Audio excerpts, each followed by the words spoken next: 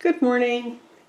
It seems like a nice quiet morning to make a wash.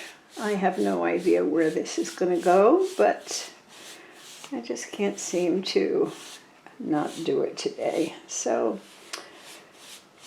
sometimes it's just good to greet the day with a little bit of beautiful color and just see where it goes. This is a lovely Rollian yellow. And that was one of my large hake brushes. They come in all sizes. I'm going to take a little bit of quinacradone gold.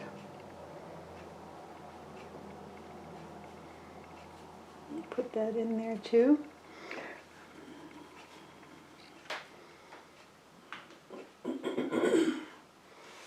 And then some phthalo primary blue.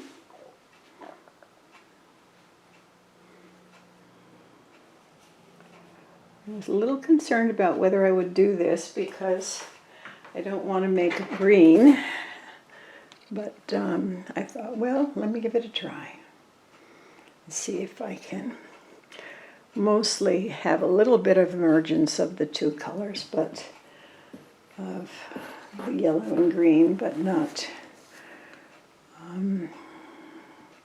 have it turn into a green sky.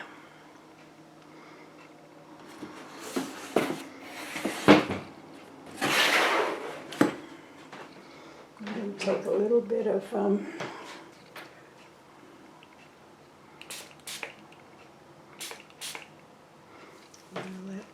put a little bit of mist in here. Let some of these colors merge a little better.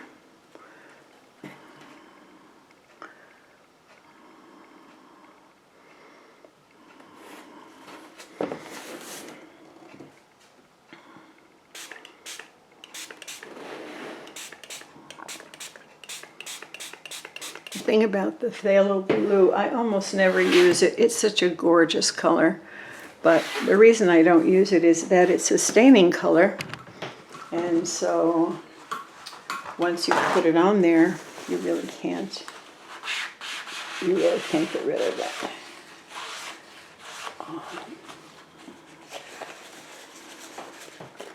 I think I'll take a little bit of that green out. And spray a fine mist of the yellow.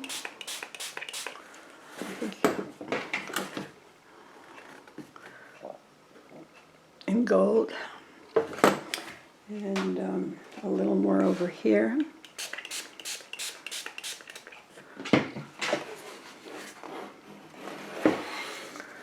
I mean, if I get enough of the gold and the yellow and the blue to combine together, it'll make a bit of a brown.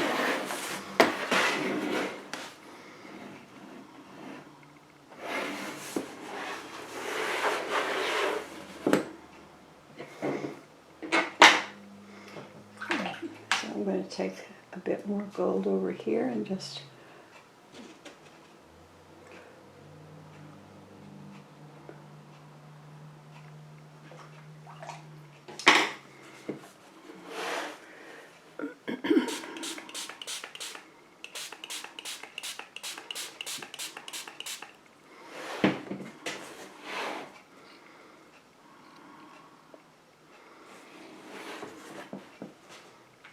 the gold and the green together, no, the gold and the blue together always do make a brown, so I'll put a little more gold in this area.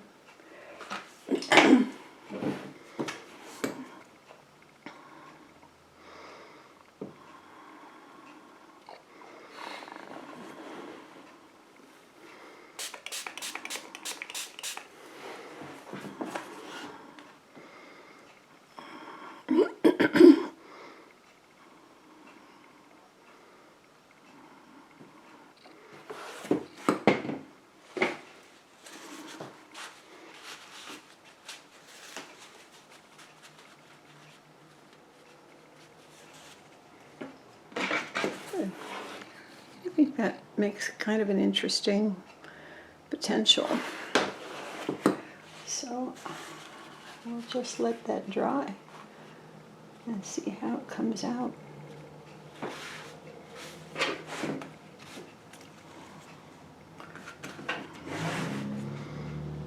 Pretty exciting.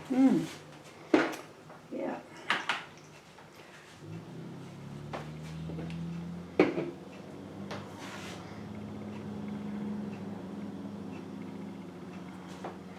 Just going to take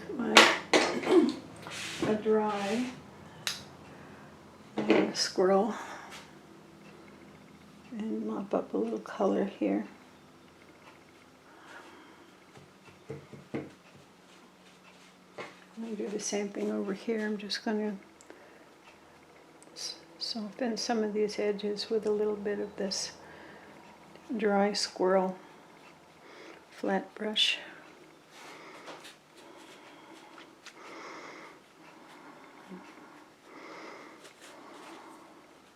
This is my Raphael, very soft bristle. Squirrel's very soft bristle brush.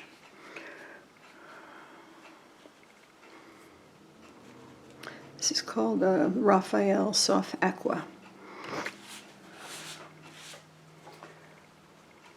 And I'll go back and forth a little bit more. One of the reasons I'm going to go back and forth a little bit more is I like that kind of brownish color back there, brownish green. And by going back and forth, that's how you can get the color to settle into the crevices of the rough paper. I think you can see, you know, how that color is granulating a little bit and, and going into the texture of the rough paper. And now that that's done, I'm going to take my squirrel brush and actually brush in a bit more of the phthalo blue up in this area.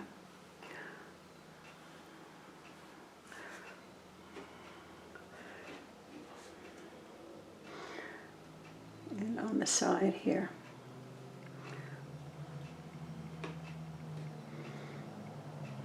Make it a little more intense.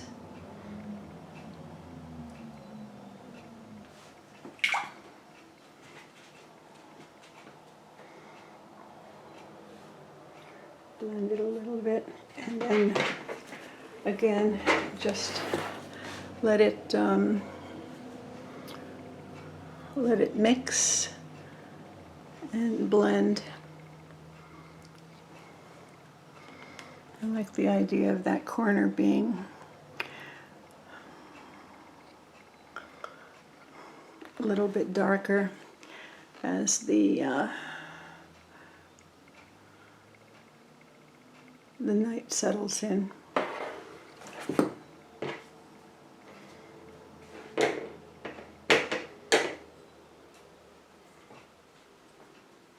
have to get a clean brush because that phthalo blue is so intense that it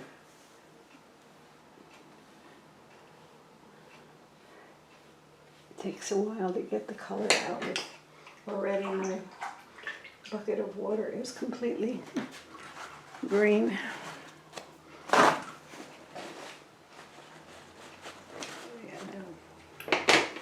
I've got it clean and I'm going to move it around a little bit more. I'm going to spray over here to get that to move a little more. Just blending some of these colors so there's no edges, and there's a bit of mixing.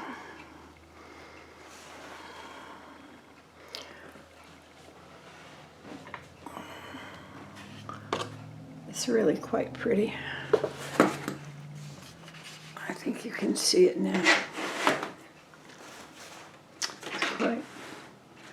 It's good. It'll dry much, much lighter, but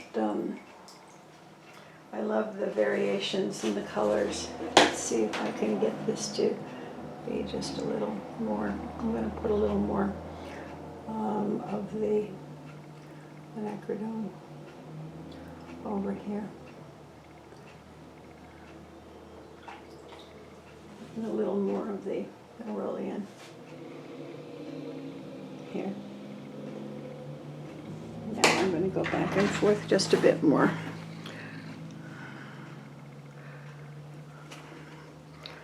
Try to get that to look a little more connected and smooth.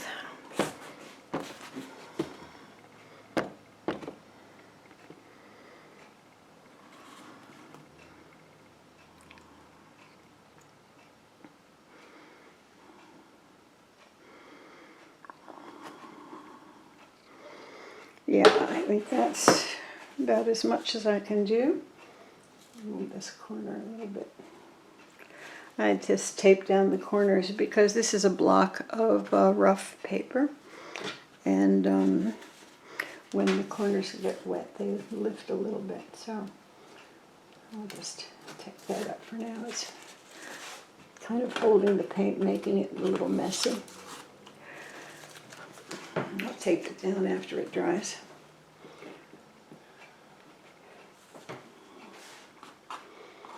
Okay, yeah, I'm really liking this one.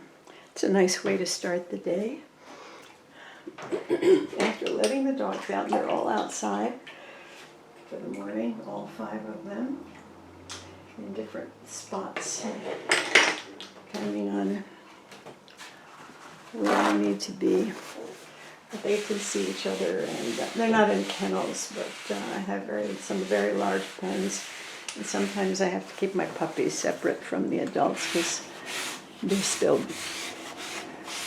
too rambunctious and they annoy their mother.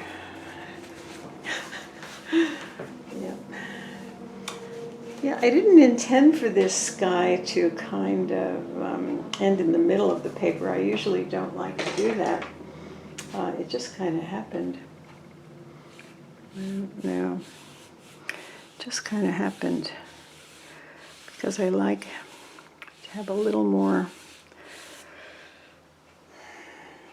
I usually like a 1/3, 2/3, or 1/3, 2/3 kind of. I'm going to just put a little. I'm going to change this water here. I've got another bucket. These are 1 gallon buckets, originally used for playing in the sand on the beach. They were my granddaughters. They just turn out to be perfect for painting. I'm going to smooth out that edge a little bit. And I'm trying to think about whether I want to put a little bit of yellow in there. Maybe I shouldn't, but we'll see. A little bit of the quinacradone gold.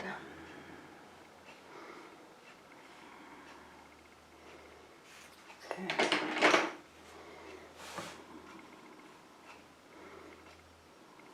Just carry down a little bit of this color. Not much, just a touch. Touch of the blue. I'll do this again. The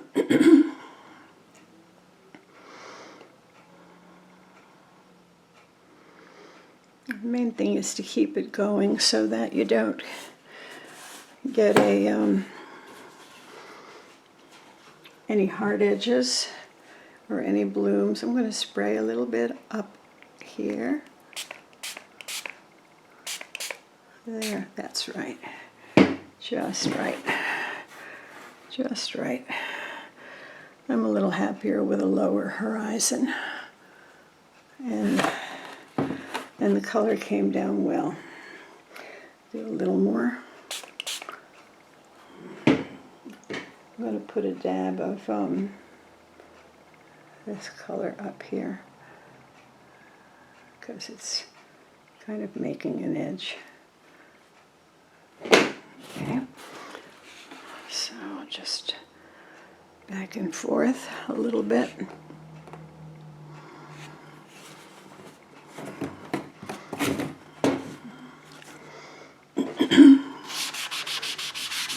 And just wipe these things off so that they don't make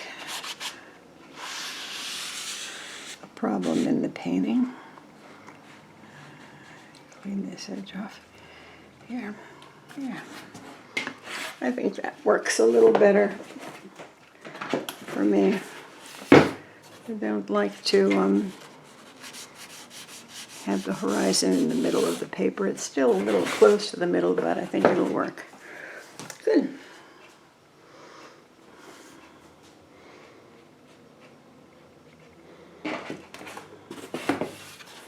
Just a touch more spray.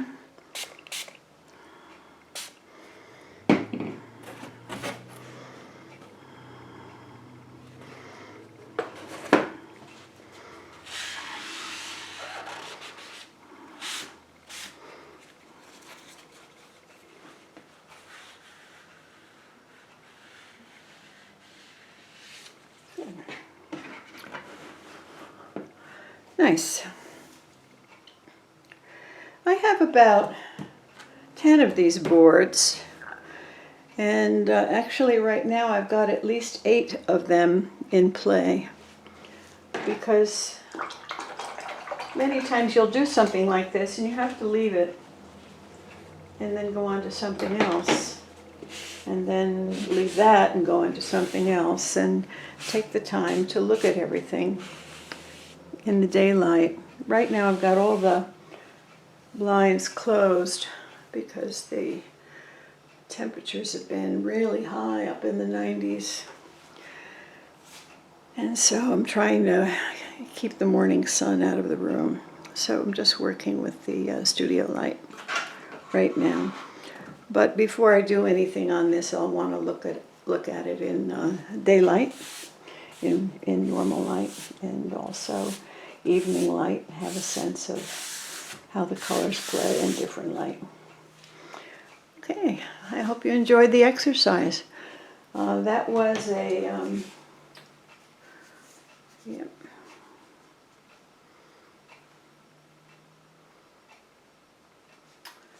Yeah, these were, I had 3 manufacturers for those colors, I think.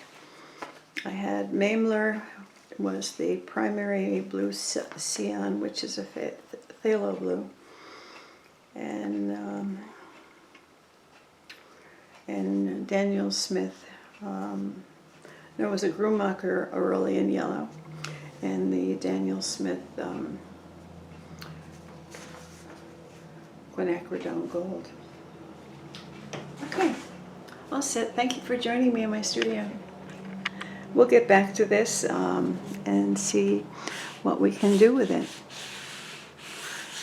It's good to experiment and play with the colors and see what you can make them do. And also the papers. I'm not that familiar with this paper. It's fairly new to me. It's Fabriano Artistico, and it's a block, but it's a rough, so I'm not usually used to using rough paper. But I wanted to do these washes with the rough paper so that the colors could settle into the crevices and have a little bit of texture. So they're good for landscapes. It's good paper for landscapes. Okay, have a great day. See you. Bye.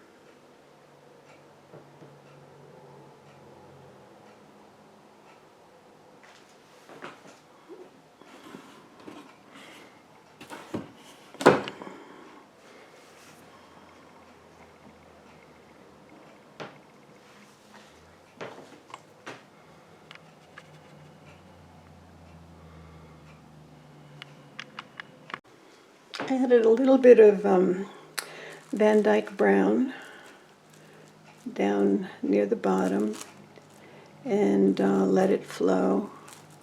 And then when it was almost dry, I'm putting a little bit of, there's still a little bit of wetness to it. I think enough for the cling wrap to make some texture.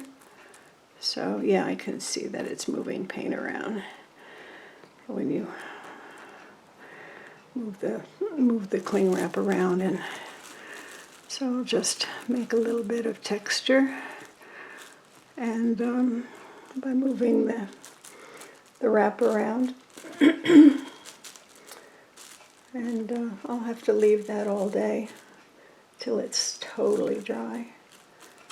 But I don't want the whole thing to be with texture, just part of the foreground. As you get closer to the viewer, you have a little bit more texture. In these. Oh. So I think that's starting to look good. I'll move it, move the board so you can see the whole painting as it stands right now, with the cling wrap down in the bottom area, and these wonderful reddish and violet tones of violet. One tone here in here is called raw umber violet. It's a Daniel Smith color. It's raw umber violet, and it makes this very subtle violet tone. Okay.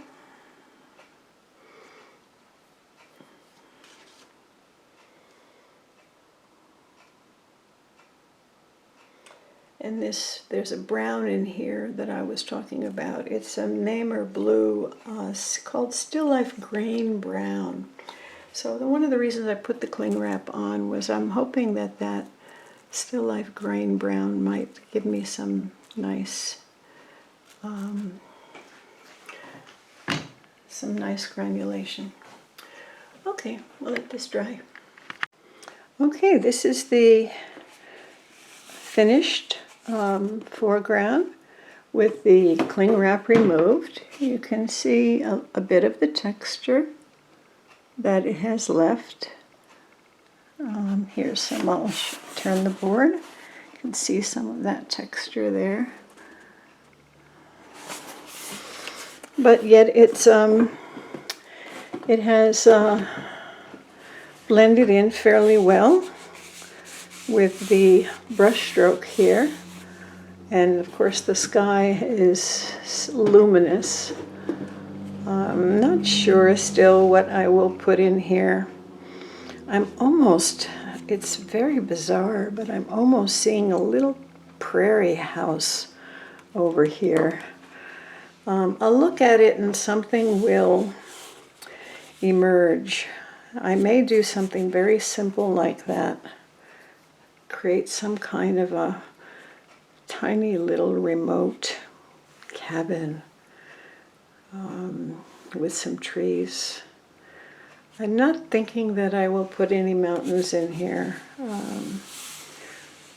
but it's very pretty just as it is, but I have to put something in for it to have a story, and I'll need to think about that a bit. I love to create these color mixtures. It's important to practice playing with the paint. It's like doing scales on the piano. Practice every day. Even if you don't find a use for it, then you know what works and what doesn't work. And I love this though, and I want to make something nice out of it. I'm not sure what. We'll see. I don't know. Yeah, I love the sky, and I think the foreground could be beautiful. It's going to be tricky. we'll take a look later and see if I can come up with something. Bye-bye. All right, what I've just done is taken some cobalt blue, which I'll show you here. And I've taken some raw umber, violet shade, and I've mixed the two together and made this wonderful grayish blue neutral. And I carefully measured the horizon line up from the bottom of the paper so that it would be straight. And I drew it in, and I'm making a little bit of a water scene here with that mixture. And then in this central area, a little bit of the reflection of the quinacradone gold that was put into the sky. And there already had been, if you remember, a little bit of the erosion yellow there. So all I did was take a line up and create an ocean kind of vista. So I'll show you just coming in so you can see it a little more closely. I'm still not sure what I'll put down here in the foreground, and I'll just leave that to think about it. But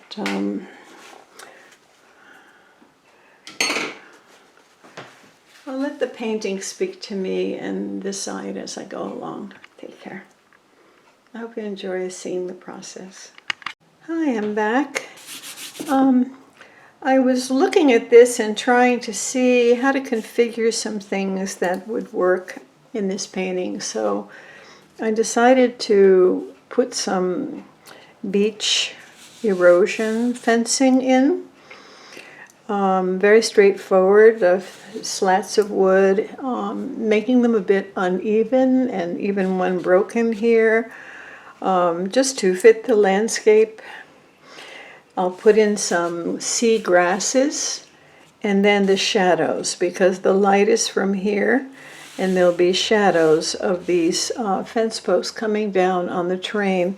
So just put in a few dark sea grasses that will be they'll be very dark because the light is in front, and so we'll be seeing their shadow side, just like these are very dark. So I'll put some grasses in here and there, not overdo it. I'll use this Zero Escoda rigger, and also a Zero, I don't know if that's a 0 or a 1, maybe a 1 or 2, Escoda round, and I'll use that to do the calligraphic marks of the seagrasses, and I'll use this round brush. So this will be for the seagrasses, this will be for the shadows that are coming this way, and then this painting will be pretty much done, I think. I don't think that I need to work on the beach at all. I don't think I need to put anything in there, and so I just need a little more realistic foreground, but trying not to overdo it, and then this painting will be finished. So I'll come back to you after I put in some sea grasses and some marks, and then we'll be done with the video. Take care. Okay, well, I think that this painting is just about done. I used the small brushes that I talked to you about. The rigger is making seagrass is fairly straightforward. Just take some color on your rigger, very fine rigger. This is a 0 rigger, and just make calligraphic marks for making the grass. It's very straightforward. And then a little bit of scrumbling And I used some lighter brown and some darker browns, and then I used even some ultramarine within the darker browns to get a little bit very dark. And made some shadows with just a simple burnt umber and or burnt sienna with that small brush. With this brush, as I mentioned, here's like a shadow on this fence post. You see? Just one for every fence post. Just coming away from the light. Nothing too precise. Just coming away from the light. And that's it. The thing is not to overwork it, not to overdo it, just to relax about it. A little bit of scrumbling here and there with the rigger, making some marks on the side with the rigger. I'm not going to splatter. I think that doesn't need it. It has enough interesting texture, and the painting is finished. I looked up online beach erosion fence posts, beach erosion fencing, so that I could see the construction of the fencing, because I think it is important to have it be the type of fencing that would actually be out there, otherwise it would be distracting. But basically, the painting is done. I don't think I'll do anything more to it. Thank you for joining me. I hope you had fun with it.